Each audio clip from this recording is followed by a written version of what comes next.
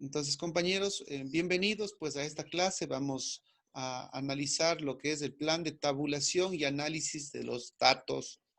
En esta clase correspondiente al capítulo número 4 de metodología. Todo lo que son métodos, instrumentos, técnicas y procedimientos que nosotros vamos a utilizar para ejecutar nuestra tesis. Ok. Vamos a compartir la pantalla, por favor.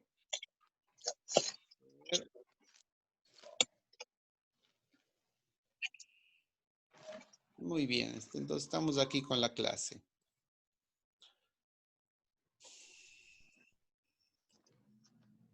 Vamos a ver entonces el plan de tabulación y análisis de datos. El plan de tabulación y análisis de datos consiste en llevar toda la información recopilada a través de los instrumentos que estoy utilizando, a través de los formularios, de las pruebas, de los tests, es decir, a través de lo que yo me he planteado, lo que yo he planificado en el objetivo específico que consiste en evaluar a la población. ¿De acuerdo? Entonces, toda esa información, tanto las variables sociodemográficas como las variables 1 y la variable 2 o variable dependiente, independiente, que tributa mi tesis, pues todos esos resultados sacados, extraídos de la población, siguiendo los lineamientos correctos, los lineamientos ejecutados, sin la intención de alterar ningún dato, pues nosotros nos proponemos a analizar. Entonces, para eso nosotros tenemos que decir, escribir qué es lo que vamos a hacer. Entonces, en el plan de tabulación, esto nos va a permitir determinar que los resultados de las variables se presentarán, necesitan ser analizados. Antes de ser analizados, tienen que ser depurados. ¿Se acuerdan ustedes que en el cálculo de la muestra nosotros decíamos que vamos a admitir un error del 5%? Entonces, muy bien, ese 5% nosotros tenemos que considerarlo aquí. De pronto, alguna prueba que estuvo mal analizada, por ejemplo, si yo tengo rangos entre 0 y 10 puntos en el indicador de un percentil, de un cuartil, de un decil, lo que yo voy a medir en un paciente, por ejemplo, que pueda estirar correctamente sus extremidades inferiores, que pueda dar correctamente los pasos, que pueda hacer la elongación del cuello, por ejemplo. Todo eso tiene rangos, ¿no es cierto?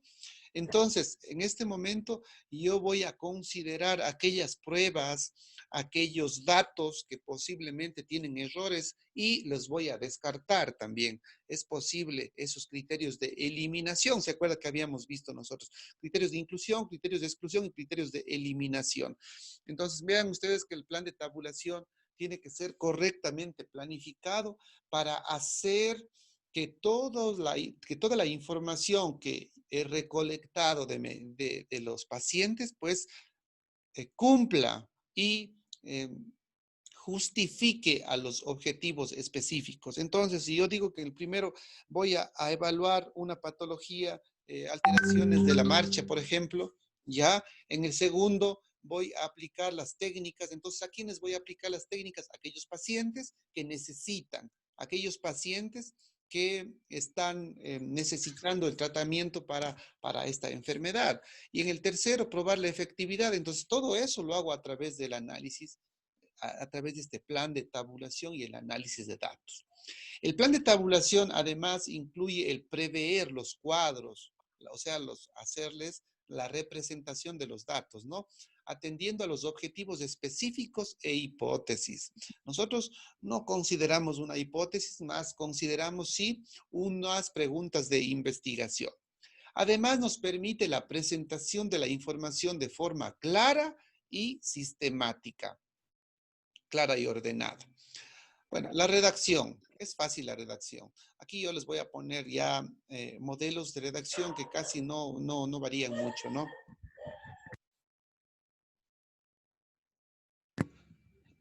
Los datos se tabularán con la ayuda de una computadora.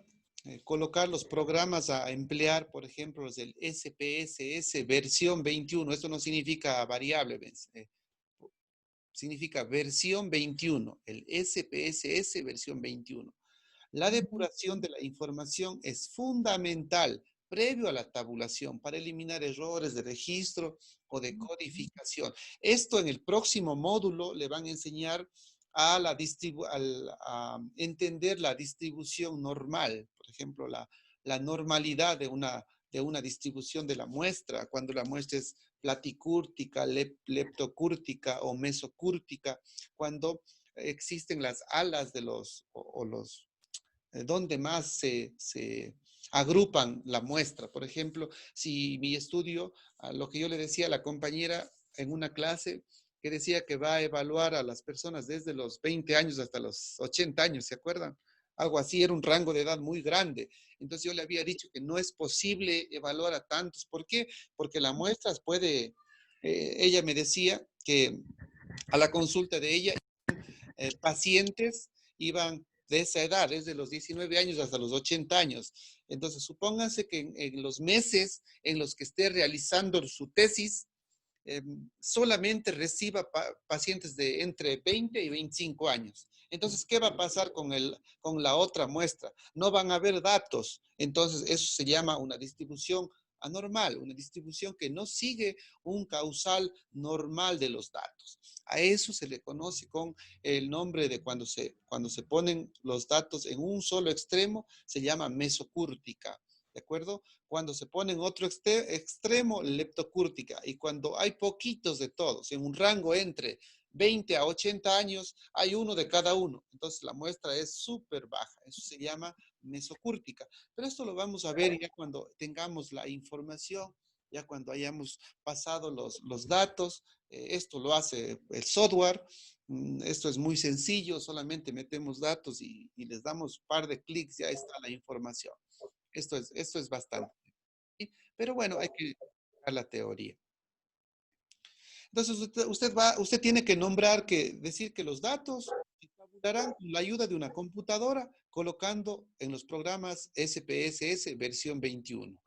Usted también puede decir, a continuación, se resumen las estadísticas. A ver, esto es una clase, ¿ya? A continuación, verá, voy a resumirle todo el nivel de las estadísticas de acuerdo a las variables. Si se acuerda usted en la parte de aquí, vamos al anexo, aquí, ¿de acuerdo? Si se acuerda usted que ¿cómo se llama este cuadrito, estudiantes? La operacionalización Apreciación. de las variables. Operacionalización de las variables sociodemográficas. Sí, la operacionalización de las variables entonces tiene una escala, ¿no es cierto? Esta escala que decimos numérica, nominal, ordinal, y que yo le había dicho que ponga cualitativa o cuantitativa. ¿Se acuerda? Entonces, a esto usted tiene que poner una justificación. Entonces, vea usted que esto de la matriz de operacionalización de las variables se complementa con esta parte que se llama tabulación de los datos. Sin embargo, vuelvo a decir, nosotros como somos bastante técnicos, la carrera de terapia física es súper técnica, por lo tanto, pues no hace falta saber mucho de estas cuestiones, más que lo haga bien, ¿de acuerdo? Más que recoja bien la muestra. Esto, lo demás es vuelvo a decir, un par de clases que tengan, se les ayuda a poner los datos en una tabla de Excel y se le envía al SPSS y ahí se le sacan la normalidad, se saca cuáles son variables ordinales, nominales. ¿Qué es una variable nominal, ordinal? Es una variable cuantitativa, ¿no es cierto? Cuantitativa, ¿por qué? Porque está contando. Y un intervalo y proporción son aquellas variables de acuerdo a los test. Por ejemplo, si un test mide 4 categorías, dice que vamos a medir, por un lado, la frecuencia del daño, lo otro, esto de leve, moderado, grave, que es el nivel, y otro que mide, pues, esto de las lesiones físicas, por ejemplo, ¿ya? Entonces, está fácil ponerle que todos serían cuantitativos. Entonces, eso lo vamos a hacer con el software. Sin embargo, para su conocimiento, pues, la variable o los datos nominales, Cuando usted tenga un dato nominal, tiene que sacar el modo, la frecuencia, el coeficiente de contingencia, el chi cuadrado, que son exclusivamente para comprobar datos estadísticos que nos ayuden a corroborar alguna información. Ya. Ordinal. Mediante este nivel, pues, se sacará la mediana, el percentil, los rangos, los cuartiles, es decir, la mediana, que es la distribución, a ver, la distribución de los datos o la información que se encuentra en la mitad, ¿de acuerdo? La moda, que es el dato que más se repite. Por ejemplo, ayer hablábamos con la compañera de tres patologías, ¿no?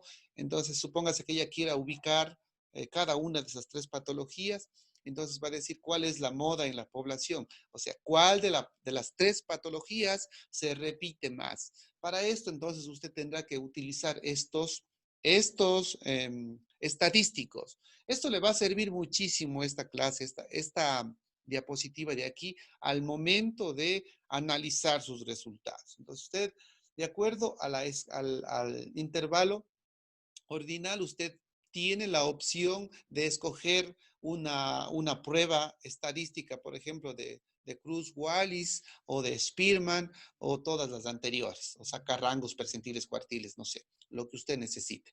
El intervalo y la proporción hace referencia al promedio, a la desviación estándar. Por ejemplo, ¿cuánto es que se desvía la población o los datos de la edad, por ejemplo? ¿Ya? La desviación estándar, entonces se saca en la edad. La varianza, la correlación de Pearson, la correlación de proporciones múltiples, las pruebas T, las pruebas F, los análisis de varianza o todas las anteriores.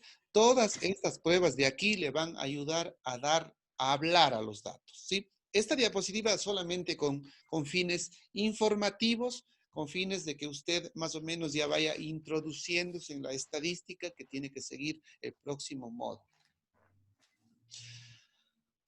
Bueno, a mí lo que más me interesa, pues a través de estas clases virtuales, son bastante complejas, sobre todo, pues solamente grabar esta clase para que quede que ustedes lo puedan reproducir y puedan ir haciendo algunos apartados, ¿no? Esa es la idea de la clase.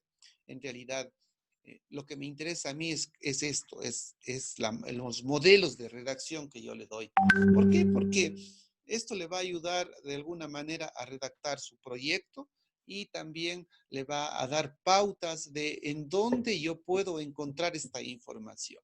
¿Dónde encontramos? En los artículos científicos donde dice tratamiento de la información. Ahí está absolutamente todo escrito, ¿sí? Bueno, yo le he traído algunos ejemplos. Por ejemplo, pues vamos a ver el primero. Para la selección de las pruebas adecuadas, se realizó pruebas de normalidad de la muestra o muestras, depende. Aquí le he puesto por la consideración del compañero que había dicho que va a dividir la muestra en dos muestras. ¿Sí se acuerda? Entonces aquí tiene que usted escribir así. Para la selección de las pruebas adecuadas se realizó pruebas de normalidad, tal como yo le expliqué hace un momento, para saber dónde está ubicada la muestra. Ya le voy a indicar los gráficos de la normalidad. Para saber dónde está indicada la muestra, entonces usted tendrá que hacer una prueba de la normalidad, ¿de acuerdo? Eso se hace en el SPSS para ver las muestras o la muestra. A ver, sin que se pase esto de aquí, compartamos algún material, déjeme ver. ¿Dónde está? Vamos a hacer un pequeño garabato, ¿de acuerdo? A ver, ¿dónde está una pizarra? Esto no es. Ya que si ahorita se perdió todo esto. Anotar. Vaya. Bueno, esto lo hacemos en el otro video, ¿de acuerdo? Sin embargo, sería muy, muy importante pues ver. Aquí se va a dibujar sobre esto. No, eso no queremos ahorita mismo. Ok, entonces, para el control interno, es decir, la comparación del pretest, el antes y el post-test, nosotros vamos a hacer una medición antes y después, ¿no es cierto? Una para evaluar y otra para ver cuáles han sido los cambios y cuáles han sido los aportes del tratamiento que yo voy a poner a los pacientes. Eso se llama pretest o post-test, como quiera llamarle usted, o si le llama antes y después no hay problema, ¿de acuerdo? Entonces, para hacer esta medición, este control, usted tendrá que utilizar el estadístico de las pruebas no paramétricas. Esto está señalado con rojo. Por favor, ponga aquí muchísima atención, verá. No se equivocará en el modelo de la redacción. Verá, cuando cuando su población, cuando su muestra sea menor de 50 participantes, usted va a utilizar pruebas no paramétricas. Apuntará ahí, por favor, que enseguida le voy a preguntar y hacer una retroalimentación.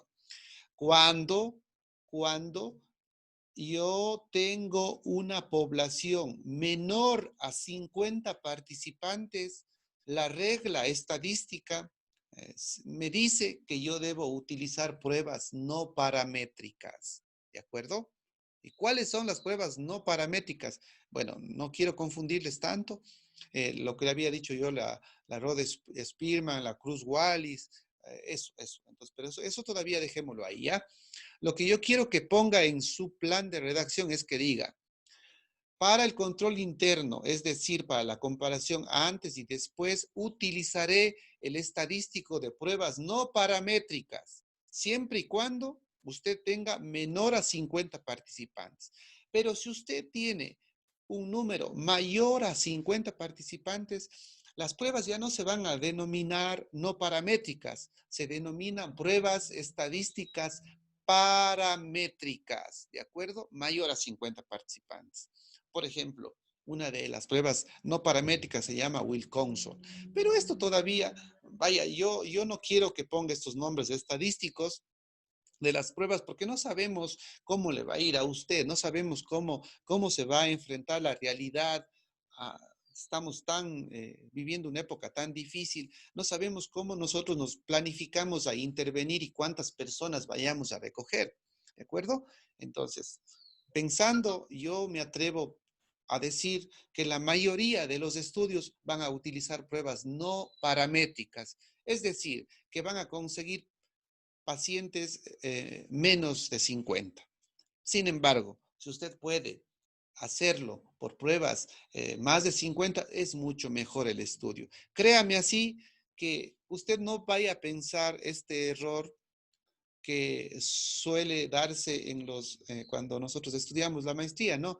Que mientras más poquito haga es mejor. No, mientras más pequeña la muestra es mucho más difícil demostrar estadísticamente resultados y extrapolar a la población general. Es decir, que si es que yo realizo un protocolo que era el anexo número 2, 3, 4, el anexo número 4 creo, yo hago un protocolo para intervenir el dolor de la rodilla, el dolor lumbar, para yo intervenir, por ejemplo, el punto gatillo que decían los compañeros, para intervenir al nivel de conocimiento de las enfermeras, la posición, la reeducación ergonómica, cualquier situación de usted, de acuerdo, que está investigando, va a ser más difícil decir la prueba y la técnica número 1, 2, 3, 4 y 5 sirve para tratar esto. Va a ser mucho más complicado. Entonces, ¿por qué? Porque son poquitos, ¿no? Un investigador le va a decir, oiga, pero si usted hizo en 5, usted hizo en 6, ¿cómo dice que será posible esto? Pero también hay que tener presente que la individualidad de cada uno de los estudios. Hay estudios muy complejos que se debe hacer con pocos pacientes y hay estudios muy fáciles que se debe hacer con más. Eso va a depender de cómo usted tenga planteado su problema, ¿de acuerdo? Ok, a ver, cerremos esta parte de aquí. El plan de análisis, entonces, ya se me quedó esta cosa y bueno, no importa. El plan de análisis, a ver, ¿cómo le quitamos esto? Déjame verle. Deshacer, eso, ya. El plan de análisis, otro modelo de redacción usted pudiera incluirle. Para el análisis de los resultados se utilizará el sistema informático SPSS versión 21 para Windows en español. Recuerde que este software tiene que buscar en el Internet y citarlo. ¿De acuerdo? Usted puede preguntar a todos mis estudiantes de las otras cortes de las maestrías en Ciencias de la Salud de la universidad y pedirles que les pasen la cita del SPSS, ¿sí? Si es que gustan. Si de no, pueden ponerlo directamente en el Internet, SPSS, y se baja el software. Sí, es muy sencillo. Consulte, por favor, las diapositivas de cómo citar un software con Vancouver y enseguida le va a salir el resultado. La estadística utilizada será descriptiva, univariada, para las variables sociodemográficas y relacional bivariada para la comparación longitudinal de antes y después, cuyos resultados serán presentados en cuadros estadísticos con sus respectivos análisis. Vea usted entonces cómo tiene que redactar. Así, ¿de acuerdo? Exactamente así, no se haga problema usted. Aquí le dejo el modelo. Este modelo es el que usted puede aumentar un poquito más, quitar algo, aunque no está de quitarle nada, ¿no? Corregir de pronto algún error que puede haber y listo, acoplarle a su estudio, pero no copia-pega, ¿de acuerdo? Sino que sí tiene que leerle, entenderle bien. Bueno, entonces comenzamos así. Seguimos. Los niveles de significancia adoptados serán del 0.5 para las comparaciones generales de control interno. Si el valor es inferior o menor a 0.05, se declarará que existen diferencias significativas y se comprueba la hipótesis de trabajo. ¿De acuerdo? Los resultados se expresarán en tablas con las medidas acompañadas de la desviación típica o desviación estándar. Vuelvo a insistir. Tal vez estos datos en este momento no le estamos entendiendo, pero son necesarios. Yo me he dado la libertad, me he dado el trabajo de redactarles más o menos lo que de manera general contemplaría el plan de tabulación y análisis de los datos. ¿Sí? Luego, con el otro módulo, cuando analicemos los resultados, vamos a darle sentido a esto de aquí. ¿Sí? Bueno, vamos a ver. Entonces, hasta aquí quedaríamos esta clase. Luego vamos a ver los aspectos bioéticos. Bueno, entonces regresemos, por favor, desde aquí, ¿no es cierto? Desde aquí tómelo, desde esta diapositiva. Tómelo para la redacción y cópielo o páselo a su plan de desarrollo y acóplele a su estudio, ¿de acuerdo? Desde esto de aquí. Desde el plan de análisis, redacción. Para el análisis de los resultados se utilizará el sistema informático SPSS. Aquí cita. La estadística utilizada será la descriptiva univariada para las variables sociodemográficas. ¿Cuáles son las variables sociodemográficas? Aquí usted, si quiere, puede poner entre paréntesis edad, sexo, procedencia, residencia, ocupación. ¿Ya? Y relacional bivariada para la comparación longitudinal del antes y después. Esto es importante. La relación bivariada para la comparación longitudinal. Es decir, que usted tendrá unos resultados antes y tendrá unos resultados después. Y eso usted va a comparar. Va a decir, las personas que tenían la patología con el tratamiento, con la intervención de mi proyecto, lograron superar, mejoraron o empeoraron. ¿Sirvió o no sirvió? ¿Fue efectivo o no fue efectivo? Eso usted tiene que nombrar aquí, tiene que redactarlo aquí, ¿de acuerdo? Entonces, para eso significa la relación bivariada para la comparación longitudinal del antes y después, cuyos resultados serán presentados en cuadros estadísticos con sus respectivos análisis. ¿Sí? Eso tiene que usted ponerlo, así de esta manera. Los niveles de significancia, usted va a decir, para aquellas variables o para aquellos datos que sacan mayores a 0,05 ya no tiene significancia, pero los que salen menores a 0.005, que es un estadístico de asociación significativa, entonces usted puede decir que la prueba número 1 o que el procedimiento número 1 sirvió para tratar esta patología porque en el estadístico le salió 0,001 o 0,0000. Cuando sale 00 es que es estadísticamente significativo el proceso que usted ha utilizado pues, en su técnica, que está acertada su trabajo. Los resultados serán expresados en tablas con las medias acompañados de la desviación estándar. Todos los resultados entonces usted los sacará y lo pondrá escribiendo en tablas, tal como usted ha revisado en los artículos científicos que vienen expresados los resultados. ¿De acuerdo? Hecho. Entonces, hasta aquí quedamos. Vamos a analizar, nos resta unos minutitos. Entonces, vamos a analizar un artículo científico para mostrarles de lo que estamos conversando, ¿no? A ver, aquí ha estado la pizarra, mira. Bueno. Ya. Vamos a abrir un resultado. Abrirle un suavito nomás para darme chance un rato. A ver, artículos de tesis, abramos este de aquí. Y abramos uno de este ya. Un actual, abramos. Ya, este. Abrir. Vaya. Ujú.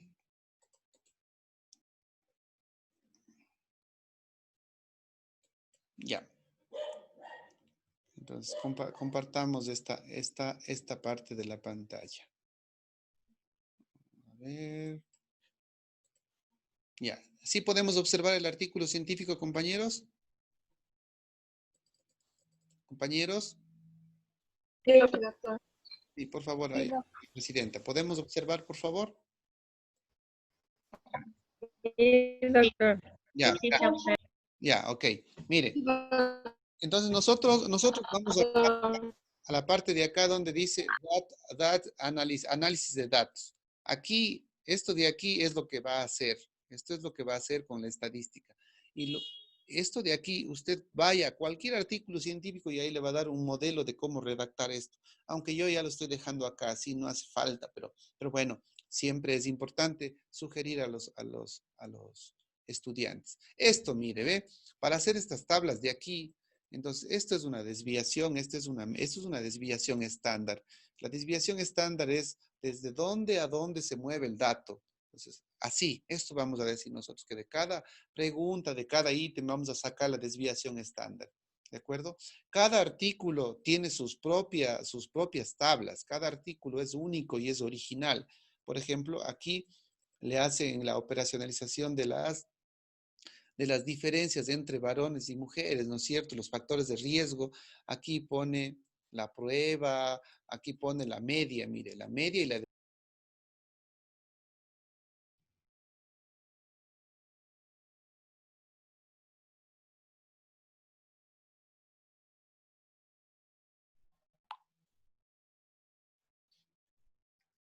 Bueno, seguimos, todavía no se termina la sesión. Aquí me salió que se apagó mi cámara. Bueno, qué bueno.